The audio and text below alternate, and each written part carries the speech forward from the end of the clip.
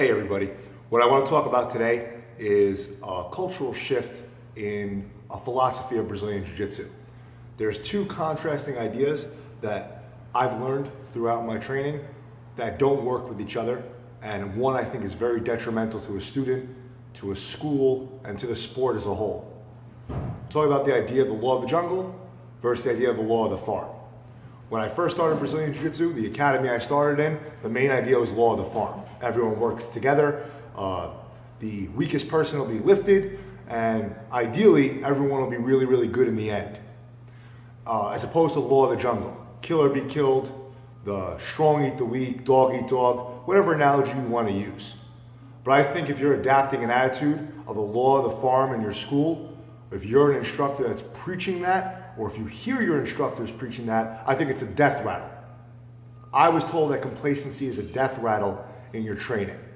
And I think if you're the person that may not be the most fit, may not be the most strong, may not train as much as some of your counterparts on the mat, that's okay. That's what Jiu-Jitsu is supposed to be. Jiu-Jitsu is a combat martial art.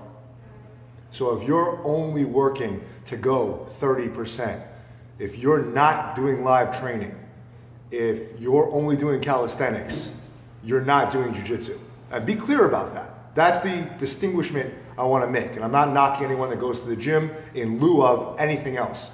But the law of the farm doesn't work. If you're a group of sheep that are sitting around waiting for the farmer to shave you, you're still a group of sheep. And what happens to the hens when a fox gets in the hen house? They get slaughtered. So it's important to develop the mentality that jiu-jitsu still has to be a combat sport. If you're worried about hurting someone, that's why we tap.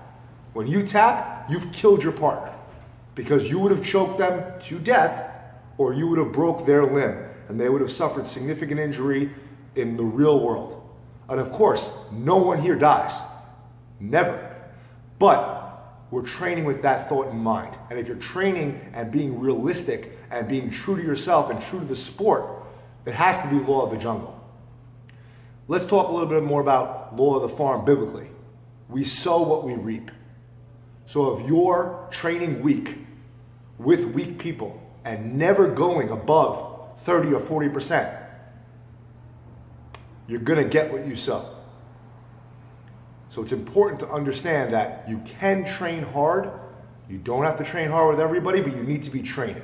And if you're stuck in that mindset where you need to start coaching mid-round because you're losing, or you need to call timeout to go get a sip of water, it's not the way the world works. It's not the way relationships work. It's not the way business works.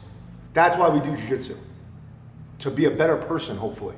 So adapt the law of the jungle mentality.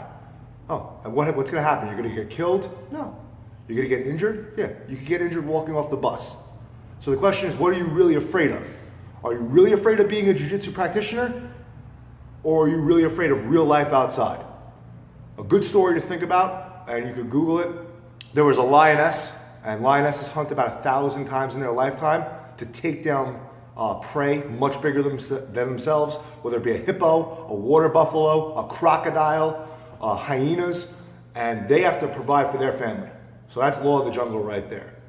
And there was a lioness that got kicked in the face, broke her jaw. And as a result, she was never able to bite down again. So law of the jungle would dictate that this lion would die, correct? But it didn't happen that way. The other lions took the kill, and then they let her eat. So that's what law of the jungle should be. That's what I want my academy to be. I want my school to be a pride of lions. And even though there might be a lion that's a little bit older, a little bit weaker, a little bit sicker, they still get to eat.